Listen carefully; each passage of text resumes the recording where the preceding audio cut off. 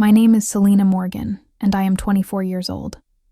When I was 19, my own parents forced me into a marriage I didn't want. They thought I was just a girl to be used, a pawn for their wealth and status. But what they didn't know was that I was already planning a life they could never touch. If you've ever been underestimated or overlooked, this story is for you. Before we dive in, hit that like button and subscribe. Share this story with someone who needs a reminder that true power isn't given, it's earned. And tell me, in the comments, where are you watching from and what time is it there? I remember the first time I realized I didn't belong in my own family. I was barely 10 years old, sitting at the edge of the dining table, staring at the presents my younger brother tore open with glee.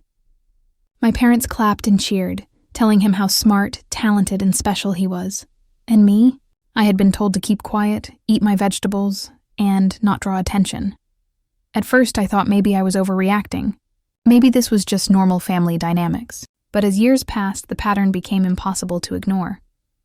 Birthdays came and went without a single word of praise for me. Holidays were orchestrated to celebrate my brother's achievements, my parents' social standing, their own pride, never mine. I learned early that love in my family was conditional, and that love was never meant for me. Then came the day everything changed. I was 19, naive in some ways, yet tired of being invisible. My parents sat me down in the living room, the chandeliers casting a harsh glow on their smug faces. "Selena," my father said, voice firm but patronizing. "We've found the perfect match for you. He is wealthy, well-connected, and this alliance will secure our family's future." I froze. My stomach twisted into knots. I could feel the walls closing in, the air thick with the weight of their expectation. "You mean marriage?" I asked, barely above a whisper. "Yes," my mother replied smoothly, as if this was the most natural thing in the world. "This is for the family. You're our ticket to security." The words hit me like a hammer. My ticket to security? Not a daughter to love, protect, or guide. Just a tool to be used, displayed, and traded. I wanted to scream. I wanted to cry. I wanted to punch something, someone, anyone. But instead, I sat there quietly, nodding, swallowing the anger, the betrayal, the suffocating weight of their greed. That day, I realized something critical. They didn't see me as their daughter. They never had. I was invisible, replaceable, a shadow to make their brilliance shine brighter. The man they chose for me was polite. He had charm, a respectable career, and a bank account that made my parents' eyes gleam. But I didn't know him. Not really. We had barely exchanged more than a handful of words before the marriage was finalized. And my parents? They gushed about their brilliance in securing the perfect connection, completely oblivious to the fact that their daughter's world was crumbling around her. The wedding itself was a blur of silk, flowers, and applause. I smiled when I was supposed to, laughed at jokes that weren't funny, and memorized every social cue like a trained actress. On the surface, I played the obedient, grateful daughter, but inside, a fire was igniting, a silent, simmering rage that would not be extinguished. In the months that followed, I realized just how much control I had been denied, not only over my life, but over my very sense of identity. My days were filled with appearances, small talk at social gatherings, and endless etiquette lessons. My nights were long, sleepless, and filled with thoughts of a future I might never live. I would lie awake in the dark, staring at the ceiling, thinking, I will not let them win. I will not let their greed define me. I started observing, not just my husband, but the world around me, the way deals were made, the subtle cues in negotiations, the unspoken rules of influence and power. I asked questions, absorbed knowledge, and took mental notes. Every lunch, every business meeting, every casual conversation became a lesson in how the world worked, and how I could use it to reclaim my life. It was during these long nights, staring into the shadows, that I made my first silent vow. One day, I would show them what happens when you underestimate someone you refuse to see, and I would do it on my own terms, quietly, ruthlessly, and without ever raising a hand in anger. Even my younger brother, the golden child, didn't see me as a threat. He continued to live in my parents' favor, oblivious to the fact that the girl they ignored, dismissed and forced into a life she didn't want, was quietly learning to master the very tools they flaunted. Years passed. At first I started small, little online ventures, modest investments, learning the ropes, making mistakes, failing, and learning again. Each failure stung, each victory emboldened me, and all the while, my parents continued to believe that I was nothing more than a dutiful daughter playing her assigned role. By the time I turned 24, I was unrecognizable to the people who thought they knew me. I had wealth, influence, and a network far beyond what they ever imagined. And yet they still saw the obedient girl who smiled at family gatherings, who never asked for anything, who always stayed in her place. And that, oh that, was the perfect advantage. I was ready. But how to strike? How to make them see the consequences of their choices? The cost of underestimating the one person they tried to suppress? That question haunted me, and it would guide the next chapter of my life, one that they could never have anticipated. I began by sharpening myself, patiently, almost surgically. If my parents had reduced me to a silhouette, then I would become someone they could not ignore even if they tried. I studied law and negotiation from books that smelled of dust and ambition. I watched footage of boardroom battles, listened to archived interviews with negotiators and deal makers, and read biographies of women who had moved mountains with quiet persistence. I practiced speeches in front of the mirror until the cadence of confidence settled into my voice. I learned to turn anger into focus, to let humiliation be a kind of fuel instead of a collapse. At social events I had once endured, I practiced the art of being seen without begging to be acknowledged. I arrived late sometimes, not out of spite, but to control the narrative of my presence. I learned to ask the right questions that made people reveal their priorities. I cultivated an interest in things that mattered to them: finance, art collection, philanthropy, and the obscure charities that doubled as networking hubs. In those settings, I watched and recorded laughter patterns, alliances, who deferred to whom, who listened, and who redirected praise. I learned to slide into conversations at critical moments, steering them with small interventions that made people notice me without feeling manipulated. I also learned the practicalities of money that had been carefully hidden from me. My parents kept their finances tidy in investments and trusts that were always for the family, a phrase that curiously excluded me from meaningful control. I traced shell companies and charitable foundations through public filings and the occasional careless boast from an old family friend. I opened bank accounts under names that sounded innocuous, set up businesses that were modest on paper, but potent as conduits for influence, and taught myself how to move funds discreetly and lawfully. Every tiny financial lesson felt like a reclaimed piece of myself.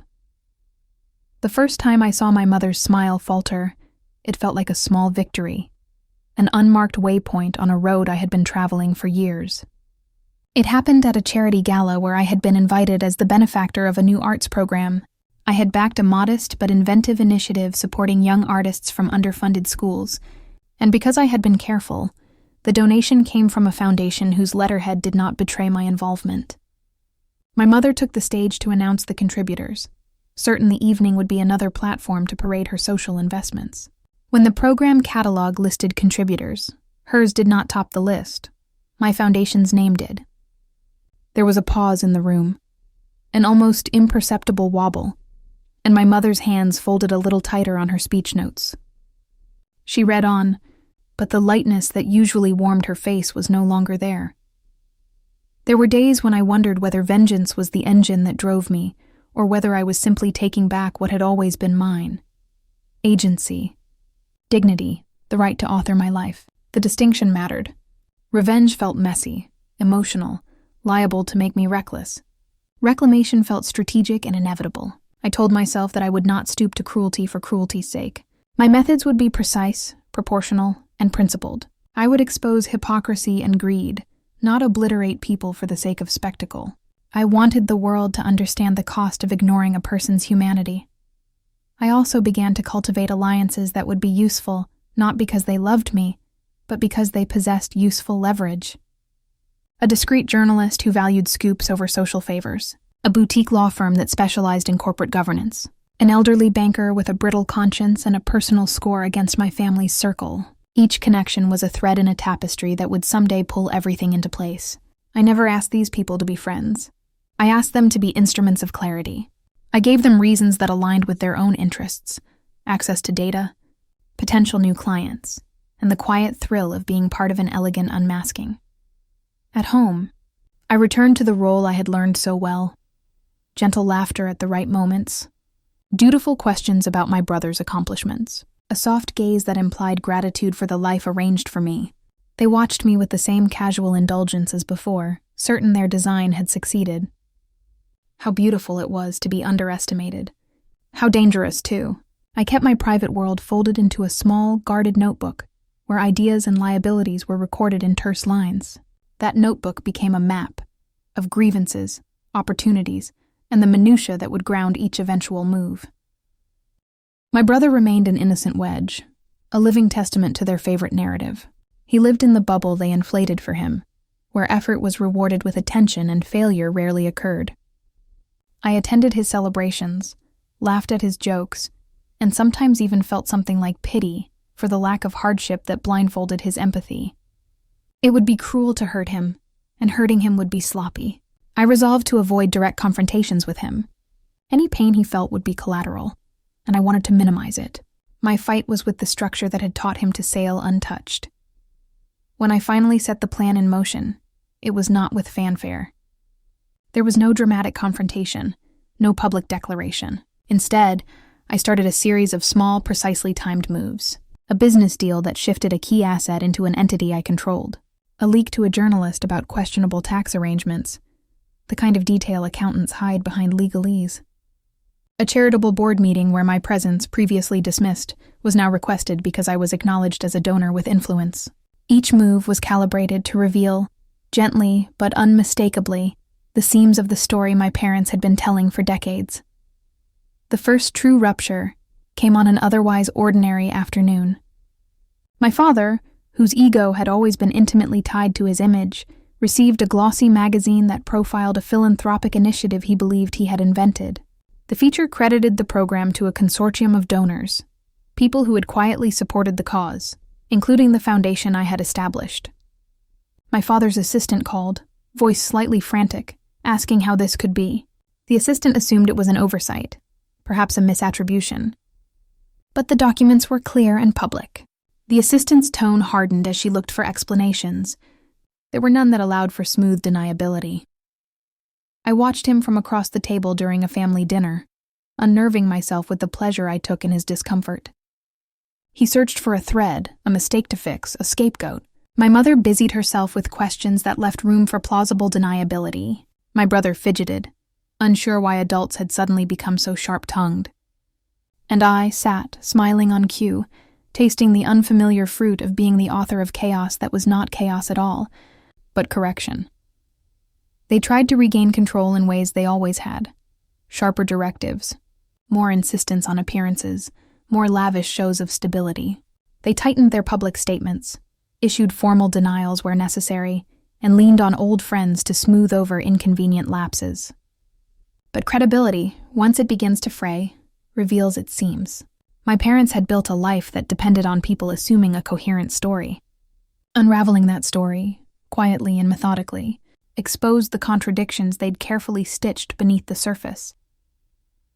The most satisfying moments were not the ones that made headlines, but the private reckonings, the subtle, personal admissions that came from people who could no longer pretend everything was as simple as they had preferred. A friend of my mother's who had once dismissed me as romanticized nonsense called me to apologize, voice small and sincere, offering a piece of information that led to a correction in a corporate filing. A distant cousin who had once praised my brother's every virtue began, sheepish and defensive at first, to acknowledge conversations that painted a different picture. These quiet shifts, more than the public ones, dismantled the isolation I had felt for so long. In the end, the point was never to obliterate their lives. It was to reassert a truth they had denied, that I was not an appendage to their reputation, but a person with agency and a voice.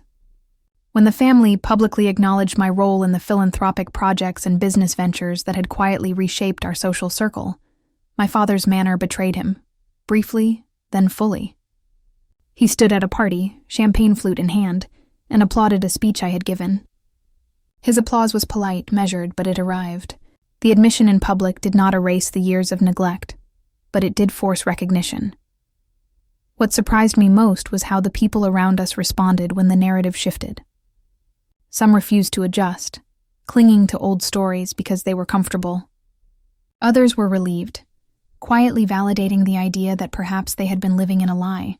They reached out to me, quiet notes, invitations to coffee, tentative admissions of wrong. Forgiveness, when it came, felt odd and incomplete.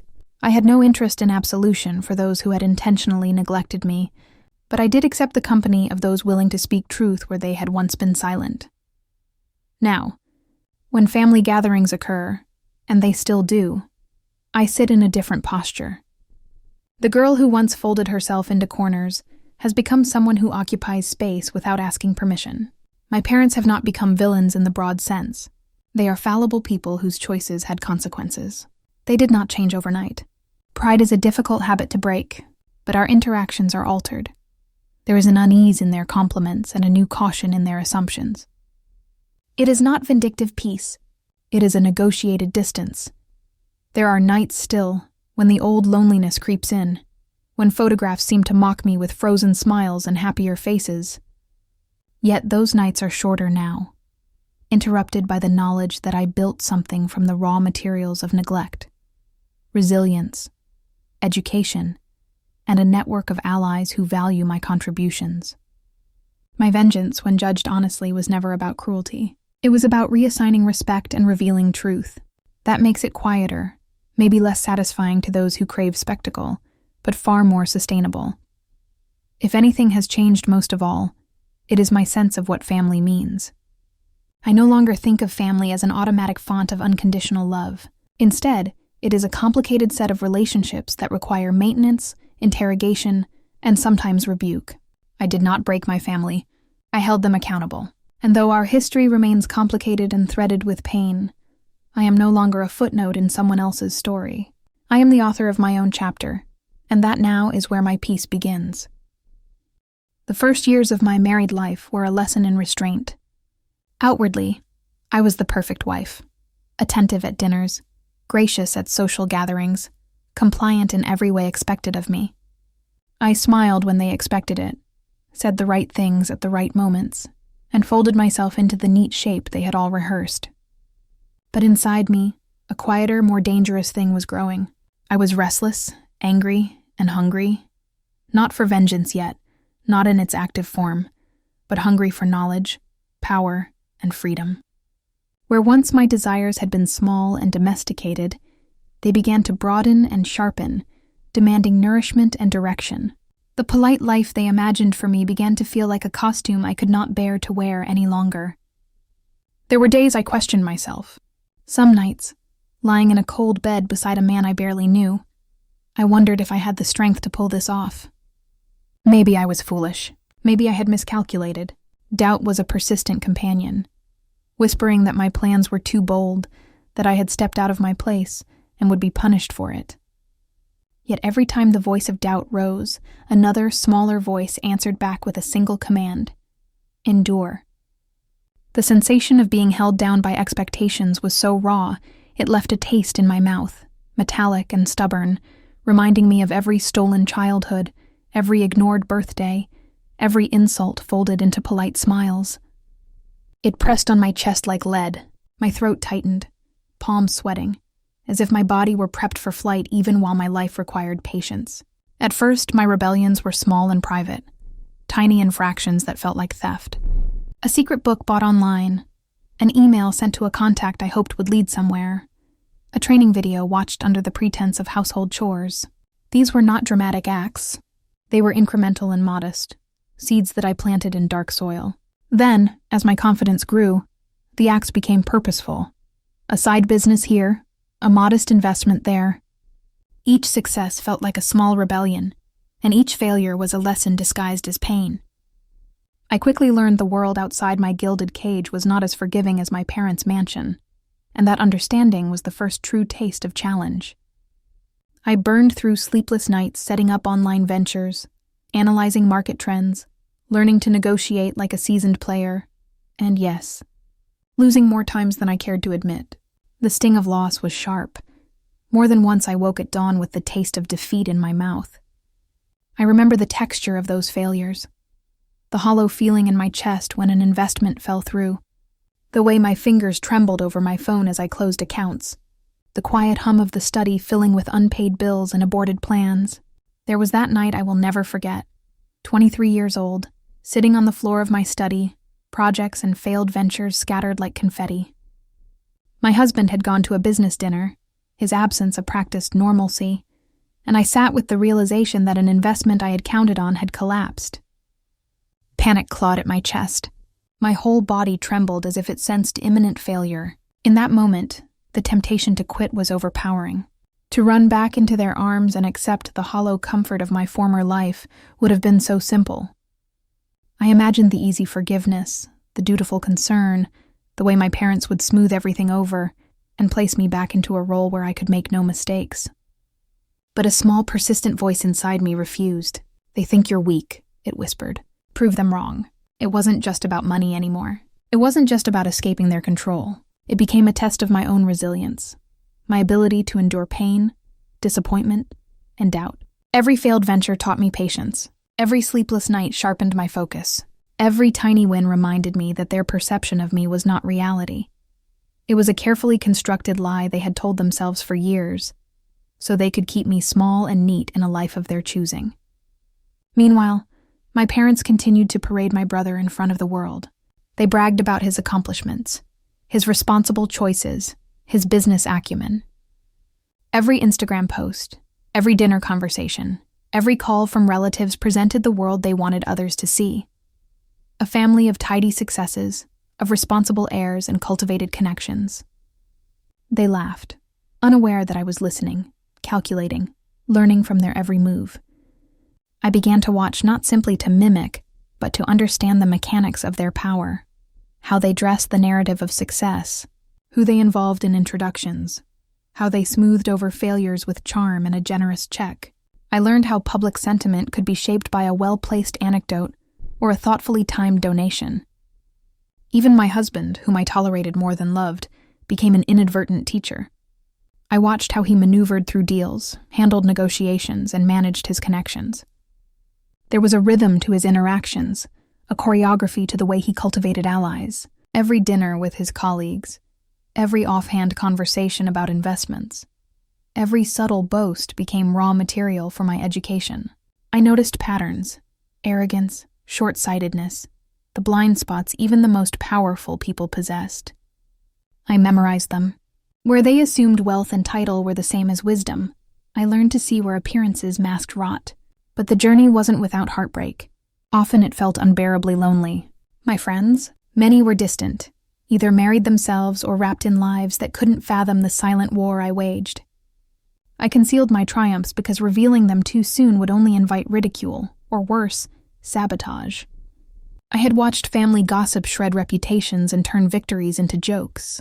I learned to celebrate in private.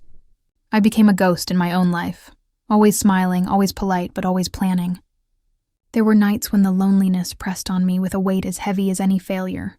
When the world outside was still, I would sometimes weep for a life I had left behind, a life of predictable comfort traded for risky, lonely independence. There were close calls, too. My parents occasionally sensed something different. Perhaps they noticed the sharpness in my eyes, the subtle confidence replacing my old, obedient demeanor. My mother, with a voice that always managed to sound both tender and sharp, would say, "You're changing, Selena.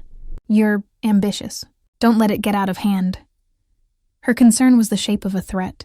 My father, more calculating, would ask, "Do you really know what you're doing?"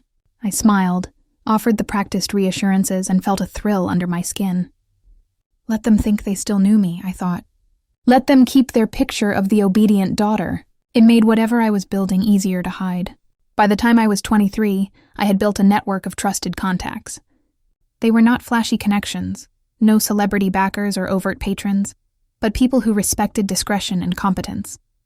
I had learned the language of finance, the subtleties of contracts, and the art of negotiation that allowed me to exert influence without making noise. I began taking control of assets in small, indirect ways. A discreet trustee here, a shell partnership there, a quiet repositioning of shares that left no fingerprints. My successes were deliberate and invisible, measured like instruments rather than shouted from rooftops. Each quiet victory was proof that the world's assumptions about me were thinly veiled myths. Still, every step forward brought new risks. A wrong investment, a careless word, a single miscalculation could ruin everything. I had nightmares in which I failed spectacularly. Scenes where my parents laughed at my ruin, my husband abandoned me, and the small empire I had built crumbled through my fingers. I would wake in cold sweats, heart hammering, and tell myself a mantra. Fear is only fuel if you allow it to be. I kept lists, contingency plans, and backup accounts. I learned to compartmentalize emotions so that despair didn't undo the work. The discipline became a daily practice. It was during one particularly challenging week that I realized something critical. My revenge could not be impulsive. I saw how impulsive revenge burned hot but briefly, leaving a hollow center and long-shadowed consequences. What I wanted was different. The act had to be complete, methodical, satisfying, and, above all, quiet. I would dismantle the very foundations of the life they had built on my submission, without ever giving them the satisfaction of knowing my anger. From that week onward, every investment, every move, every alliance I formed would be strategic. Every business relationship would be a potential stepping stone. I would learn their weaknesses, their pride, their blind spots, and I would exploit them with the same cool appraisal I applied to a complex contract. I cataloged their habits the way a botanist catalogs specimens, the way my father arranged his accounts to look immaculate while hiding risky loans, my mother's reliance on social performance to mask insecurity, my brother's dependence on entitlement and connections rather than craft. Knowledge, I discovered, was a weapon far more enduring than any sudden outburst of anger. I began to see opportunities in improbable places. An investor who loved to be flattered, a trustee who preferred safe, sleepy ventures, a community board that could be persuaded to redraft bylaws. Each became a potential piece of an intricate game. I learned to move money quietly, to create plausible narratives for shifts in ownership, to place allies where they could nudge outcomes without drawing attention. There were moments when the cruelty of what I intended startled me. I am not a monster. I never wanted to destroy for the sake of destruction. My acts were intended as corrective, precise measures aimed at reclaiming dignity and autonomy. I pictured how my mother, formerly so voluble with scorn, would be forced to reckon with the hollowness beneath her social graces. I imagined my brother's confidence dissolving when his scaffolding of advantages was quietly removed. Sometimes, in the quiet hours, I allowed myself a tenderness. I thought of small soft spots I would spare, the sound of my father's antique clock, the silver my mother treasured. My aim was not to erase history, but to puncture invulnerability and force reflection. That consideration steadied me in the dark moments. As my influence grew, I began to see the world differently. Opportunities appeared in unlikely places. Each became a puzzle piece to be placed with care. I traded some friendships for secrecy. I missed birthdays I once would have attended without question. I practiced a new kind of loneliness where victories were private and defeats mine alone. There were nights when I nearly gave in to the siren call of ease and comfort. But in the end, I chose the harder path because it promised an honest life at its end. When I think of that younger woman, the one who once accepted her place and smiled politely through insult after insult, I feel a swell of compassion. It takes courage to endure the slow burn of transformation. It requires moral stamina to transmute humiliation into determination. I had been forged by every slight, every dismissal, and every quiet humiliation. Those torments had sharpened my will. Little did my family know that the quiet woman they had constrained was growing into someone else entirely. I had the patience to plan, the discretion to hide, and the cunning to place the right pieces at the right times. The reckoning I had planned for so long was not born of hatred, but out of necessity and the desire for self-possession. When the first domino fell, it would not be a spectacle. It would be surgical. I was ready.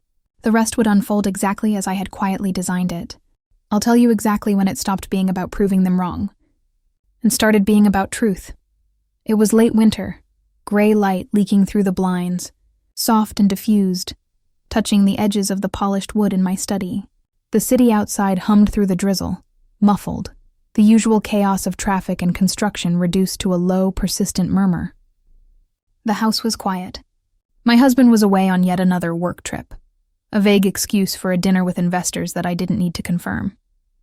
My brother was at his office, presumably crunching numbers or charming clients. And my parents? They were out celebrating some social victory I hadn't been invited to, basking in a reflection of themselves they had carefully curated for decades. I sat at the desk that had become my sanctuary, the same one where I had learned to turn panic into spreadsheets and fear into forecasts, where I had learned to translate doubt into strategy. I'd brewed a cup of tea, but I barely noticed the steam rising into the gray light. My fingers hovered over the keyboard like a pianist waiting for the first note, suspended in a rhythm of calculation and anticipation. By that point, money alone no longer satisfied me. I had enough to be comfortable, enough to buy the kind of things my parents flaunted in their photographs and casual boasts, yet those things felt hollow. The satisfaction I craved wasn't in purchases, but in control. In proving, not with words but with actions, that the currency they truly valued, power, influence, pride, could be mine. Not to hoard, not to flaunt, not even out of spite for its material value, but to expose how fragile their perception of superiority really was. That realization changed everything. Planning the revenge felt like learning a new language, one I had spent years secretly studying. It required patience, legal knowledge, strategic alliances, and a precision bordering on obsession. I began to sketch mental and literal maps of their world. Who held influence over which assets? Which lawyer oversaw which trust? Which accountant signed off on which property? Which business associate responded to my parents' social influence but not to them directly? I imagined the architecture of their wealth like an old mansion, ornate and impressive from the outside, but with a set of backstairs, hidden doors, and forgotten basements where a determined person could quietly slip inside and dismantle the foundations. I made lists, which I then broke down into tasks.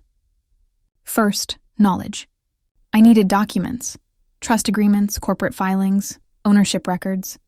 I hired a discreet private investigator, explaining that I was conducting research for a philanthropic article on family histories. He was quiet, methodical, patient, an ideal instrument for uncovering hidden information without asking unnecessary questions. He delivered contracts, memos, payroll ledgers, even a will drafted 5 years prior that my parents had never updated. To anyone else, these would have seemed insignificant. But to someone trained to read ledgers, understand language coded in legalese, and follow subtle trails, they were a treasure map. Second, allies. Revenge rarely happens in isolation. People with access are invaluable. I cultivated relationships slowly, with the same careful attention one gives rare plants. A junior lawyer from one of my parents' firms appreciated my insight on market risks. A property manager, quietly resentful of my father's cut-rate repairs, responded to my attention to operational details. I offered small favors, consultations, introductions, helpful insights, acts that cost me little but created loyalty and trust. These allies would later become pieces of the puzzle, unwittingly or intentionally providing the tools I needed. Third, structures. You cannot dismantle an empire built on wealth with emotion alone. You must reroute its streams. I created legal above-board shell companies with transparent ownership on paper, but layered in complexity to shield my identity. Each step was surgical. A property purchase disguised as a residential investment, a stake in a company acquired through a nominee director, a small loan converted into equity. I used bank accounts tied to these entities to move money in ways that were technically legitimate, yet invisible to casual observation. Each maneuver tightened the net around the assets I intended to claim. Fourth, timing. Timing was everything. The perfect moment wasn't obvious. It arrived when I could create maximum disruption with minimal suspicion. I cataloged dates, lease renewal cycles, board meeting schedules, annual audits, corporate milestones my parents had planned months ahead. I watched holidays, public events, and my brother's calendar, noting windows of distraction or vulnerability. Each observation became a calculated advantage, a preparation for a cascade of consequences that would arrive quietly, but inevitably. The work was intoxicating. I spent evenings at my kitchen counter, city lights twinkling below like distant stars, feeling like a conductor before a symphony of consequences. Every document filed, every signature gathered, Every ally secured felt like the tightening of a spring. I could feel the potential energy coiling beneath the surface, waiting for release. Yet even amidst this calm, there were moments of panic. Once, a phone call from my father nearly unraveled everything. "Selena, is everything all right?" His voice was clipped, formal, professional, but laced with suspicion. It was the voice of a man who had never expected to be challenged. I could have told him the truth, that I had been building precisely what they assumed I couldn't, that their arrogance had left gaps wide enough for me to step through. Instead, I smiled into the phone and said, "I'm fine, Baba. Just been busy with work." My heart pounded against my ribs. After I hung up, I sank to the floor of my study, trembling, not just from the fear of being discovered, but from the sheer intensity of the web I had woven. Other close calls followed. My husband returned unexpectedly one afternoon, abandoning a trip he had planned for weeks. He wandered into my office, eyes scanning a legal memo that I had meticulously prepared. "Who wrote this?" he asked, curiosity tinged with suspicion. "I did," I replied, calm and composed, with the same practiced smile that had shielded me at family dinners and charity galas. Inside, I felt a storm of adrenaline. The urge to show him everything, the full picture, the orchestration, was nearly irresistible. But I knew I couldn't. The man I had married had loyalties and ties that could compromise everything. I swallowed my triumph and maintained composure. He shrugged and left, unaware that his intrusion had been the closest brush with disaster yet. Relief surged through me. The house itself seemed to exhale. Each small victory came at a cost. Compartmentalization became an art form. I kept encrypted drives for spreadsheets, burner phones for sensitive calls, and a double life in which the dutiful daughter occupied the dining room, while the strategist orchestrated moves from the shadows. It was exhausting and lonely, but each day brought me closer to the inevitable reckoning. I struggled with morality. I was not a sociopath. I considered the collateral damage, particularly how my brother would be affected. He had been comfortable basking in my parents' attention, occasionally complicit, occasionally naive. I tried for months to envision a way to achieve my goals with minimal harm. But destabilizing an edifice built on exploitation inevitably produces tremors. I had to accept that. At times, I fantasized about confrontation, forcing them to acknowledge the harm they'd done, watching them squirm as they realized how deeply they'd underestimated me. But I wanted something quieter, more enduring. I wanted the truth to land not in my hands, not in my voice, but in the consequences that would unfold. I wanted them to feel the weight of their choices, inescapable and undeniable. I began acquiring stakes in holding companies that had long funneled money into their lifestyle. The process required patience, intermediaries, and meticulous attention to legal detail. I layered ownership through proxies, using the very financial instruments they admired to entrap them. I attended meetings, smiled politely, and watched as men who had once praised my parents' acumen lauded the investment group I represented, never suspecting the strategist behind the veil. Small psychological moves became part of my arsenal. Anonymous tips to journalists, discreet filings to freeze bank transfers, gentle but insistent reminders to property managers about overdue maintenance. All of it contributed to the slow destabilization of a carefully curated life. Each pebble created ripples, subtly shifting the foundations they believed were immovable. And then my brother almost exposed me. He began asking questions, casual and supposedly innocent, about audits and best practices. Late one night he phoned, voice tight. "Sis," he said, "I don't know what's happening. Papa's accountants told me something weird. Are we in trouble?" I froze for a moment, weighing options. I could lie, or I could reveal a fraction of the truth and risk exposure. Memories of childhood slights, of him receiving accolades I had been denied, surged through me. I chose the lie, steady, practiced, and simple. "We are fine, Nathan. Stop worrying. You always overthink." I deflected, placated him, and told him I'd look into it. Afterward, guilt pricked at me, but the line I walked had narrowed dangerously. One misstep and everything could unravel. The months leading up to the reveal were a dance of shadows. Paperwork was filed, corporate votes processed, and legal mechanisms set into motion like a tide that could not be stopped. I rehearsed every detail. What I would say, the tone, the placement, the witnesses. I imagined my parents' faces, their pride crumbling under the weight of truth, and my brother's futile attempts to intervene. Pride makes terrible negotiators when stakes are personal. I wrote a small letter to myself, dated for the morning after the reveal, a grounding measure. You will feel many things tomorrow: vindication, sorrow, maybe emptiness. Remember who you are. You deserve a life that is yours. Don't let this win hollow you out. Build what you love next. It was a reminder that revenge was not the end. It was merely a transition. Finally, the evening arrived. I invited my parents and brother to a family celebration, a candlelit dinner designed to appear harmless, celebrating a minor personal achievement. They accepted, their confidence intact, unshaken. I chose a simple dress, elegant but understated. The camellia in the centerpiece smelled faintly of citrus. The evening felt surreal, slow, as if time itself had diluted the sound of polite conversation into a distant echo. My parents boasted, my brother charmed, and I waited. When dessert ended, I tapped my glass. Silence fell, an expectant hush. My voice, calm and measured, broke through. I have something to share, I said. I want to tell you a story about how we've been living a life built on assumptions. Their faces tilted toward me. Curiosity and indulgence mingled with a trace of suspicion. And in that quiet, charged moment, I began. The room was silent, except for the soft clink of cutlery on fine china, the quiet murmur of a few guests shifting in their seats. Every eye, my parents, my brother, even distant relatives who had long observed me with polite indifference, was on me now. In less than a minute, the casual warmth of the evening had shifted into high-stakes confrontation.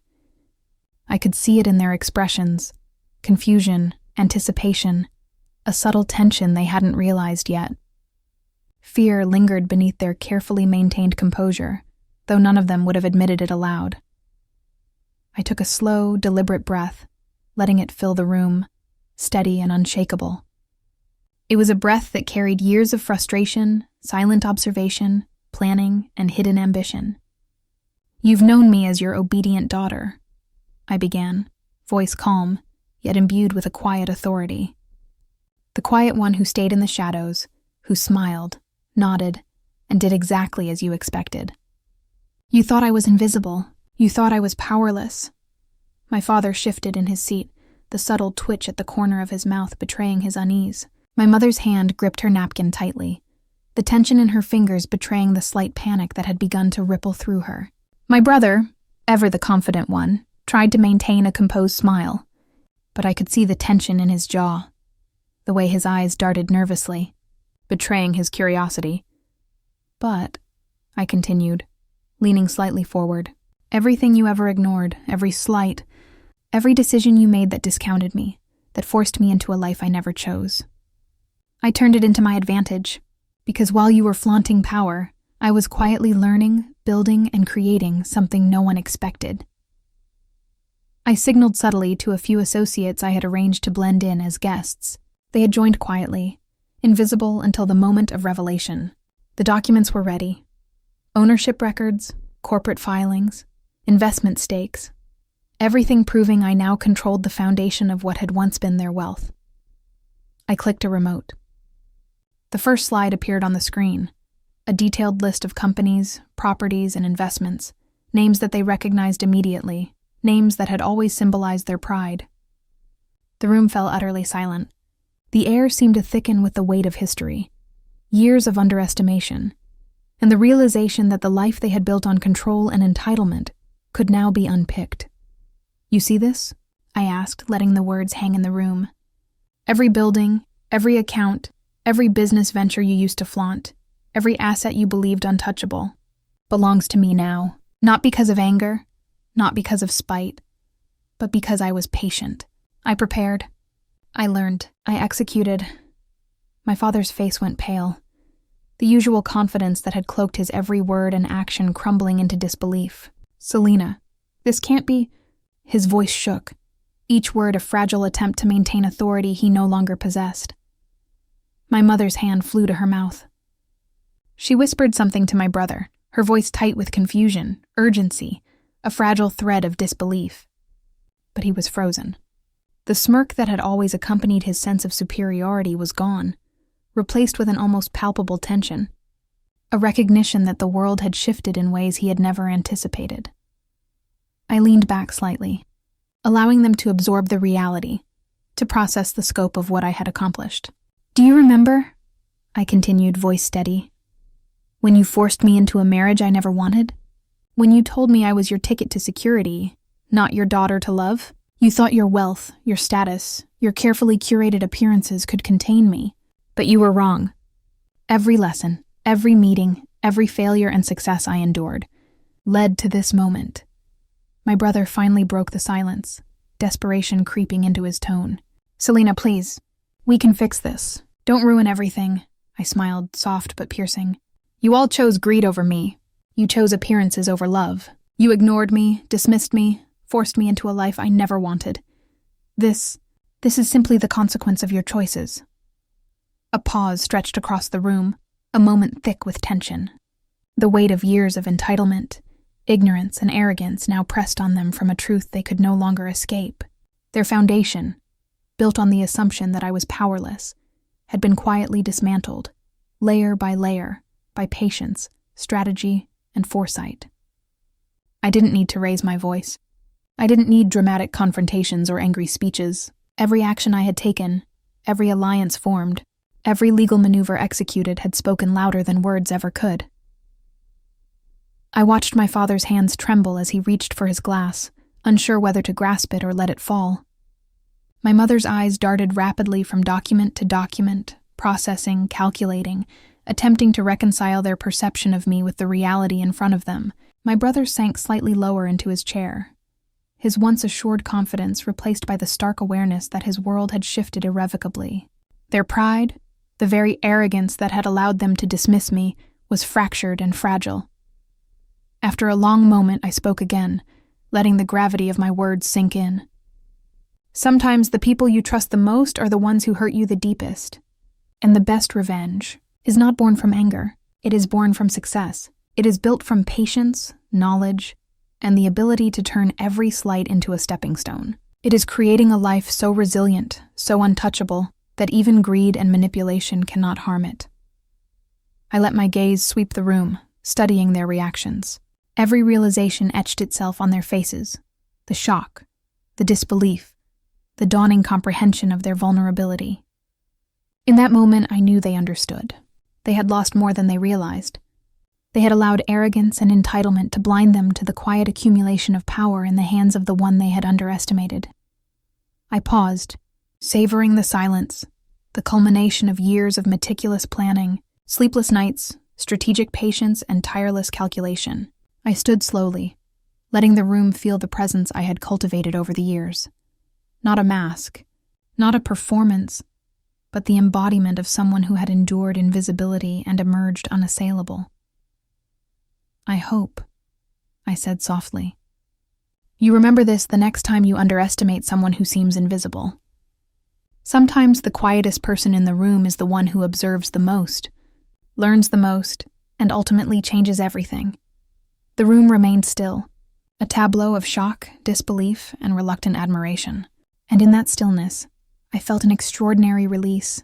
The tension, the weight of years of being overlooked, dismissed, and underestimated lifted from my shoulders.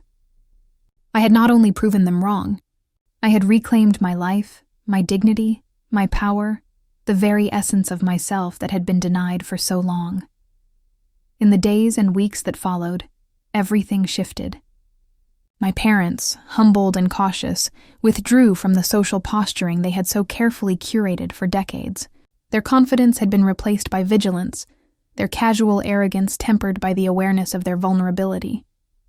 My brother, once brimming with assured superiority, approached me with a mix of newfound respect and lingering resentment, and I walked into a life that was fully mine, untethered from their manipulation, fortified by the patience, strategy, and foresight that had guided me for years.